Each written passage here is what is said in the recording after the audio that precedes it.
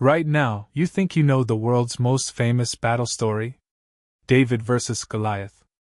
A small shepherd boy with nothing but a sling defeats a massive 9-foot giant with just one perfectly placed stone. It's the ultimate underdog story that's been told for over 3,000 years.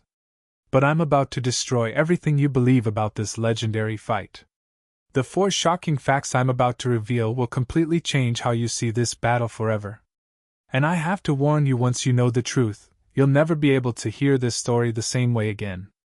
First revelation: David wasn't actually a boy. Second, Goliath was sick and nearly blind. Third, David planned to commit genocide. And fourth, this wasn't about faith at all, it was about survival. So buckle up, because we're about to uncover the dark truth behind history's most famous battle. Let me completely blow your mind right from the start. Everything you've been taught about David is wrong. He wasn't some innocent little shepherd boy who got lucky. David was a trained, experienced warrior who had already killed multiple dangerous predators before he ever faced Goliath. Here's the evidence that changes everything. When David volunteered to fight the giant, King Saul immediately offered him the royal armor and weapons. But David refused them. Now think about this logically: why would a king offer his personal battle gear to a random shepherd boy? Because David wasn't random, and he definitely wasn't just a shepherd. The Bible specifically states that David had killed both lions and bears with his bare hands while protecting his flocks. But here's what most people don't understand about ancient shepherding: it was a military occupation. Shepherds in that region were essentially armed guards protecting valuable livestock from both wild animals and human raiders. Let me put this in perspective for you. A fully grown lion can bite down with 650 pounds of pressure per square inch. That's enough to crush human bones like twigs.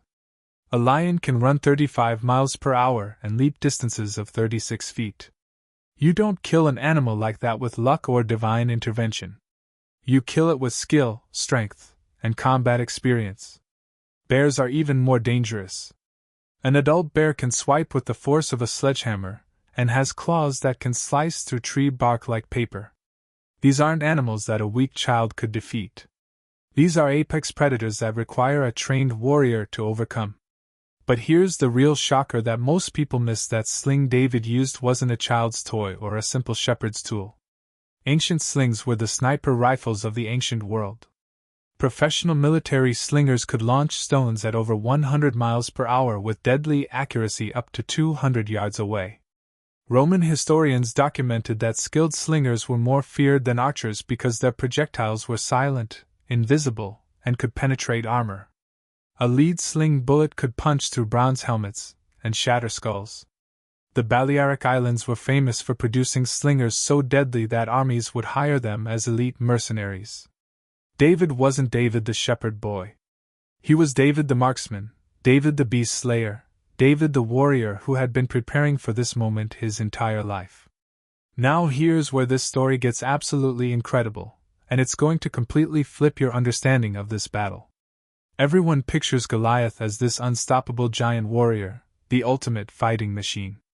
But modern medical experts who have studied the biblical description believe Goliath was actually suffering from a serious medical condition that made him vulnerable, not invincible.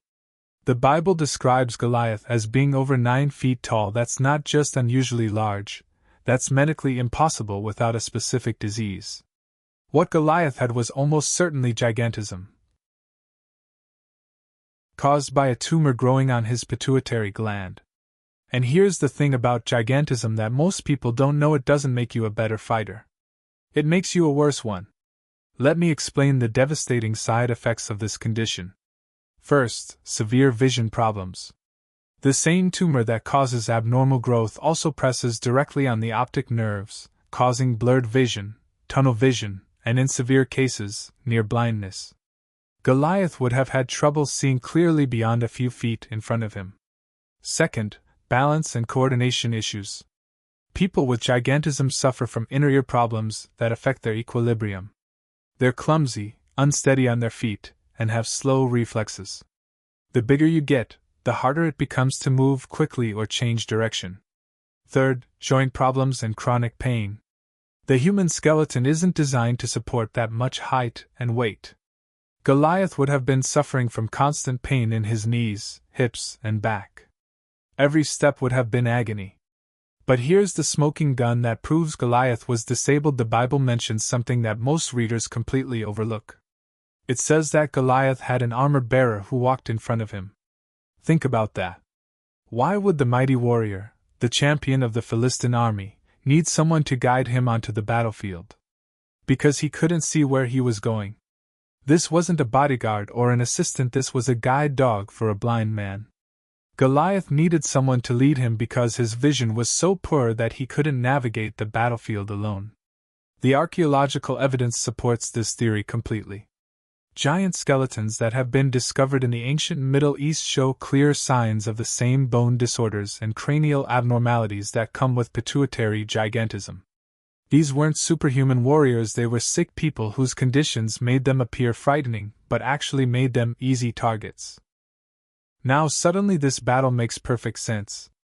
It wasn't a fair fight between a boy and a giant.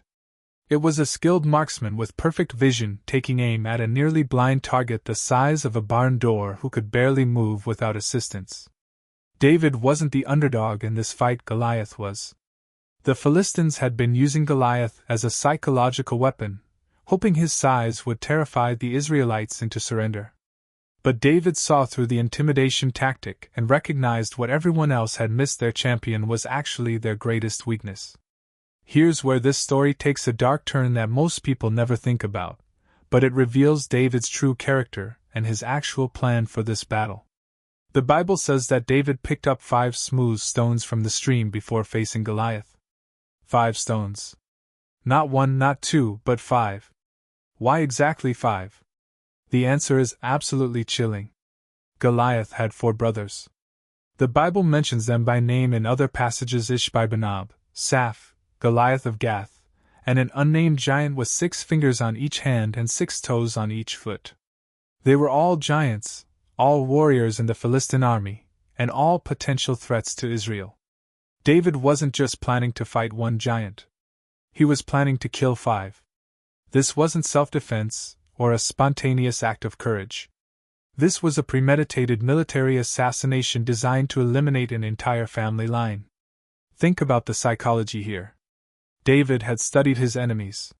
He knew that killing Goliath would enrage the remaining giant brothers and that they would come for revenge. So he prepared for that scenario by taking exactly the number of stones he would need for a complete massacre. But the planning goes even deeper than that. David chose his stones carefully from a stream bed, selecting only the smoothest, most aerodynamic projectiles. He wasn't grabbing random rocks, he was choosing ammunition with the precision of a sniper selecting bullets. The weight had to be perfect for maximum velocity. The shape had to be ideal for accuracy. The hardness had to be sufficient to penetrate armor and shatter bone. David spent time examining each stone because he knew that lives, both his own and potentially thousands of others, depended on his choices. And here's the most disturbing part: David's plan worked exactly as intended. Historical records show that after Goliath fell, the sight of their champion's death caused a complete psychological collapse in the Philistine army. They fled in panic, and the Israelites pursued them in a bloodthirsty rampage that lasted for miles.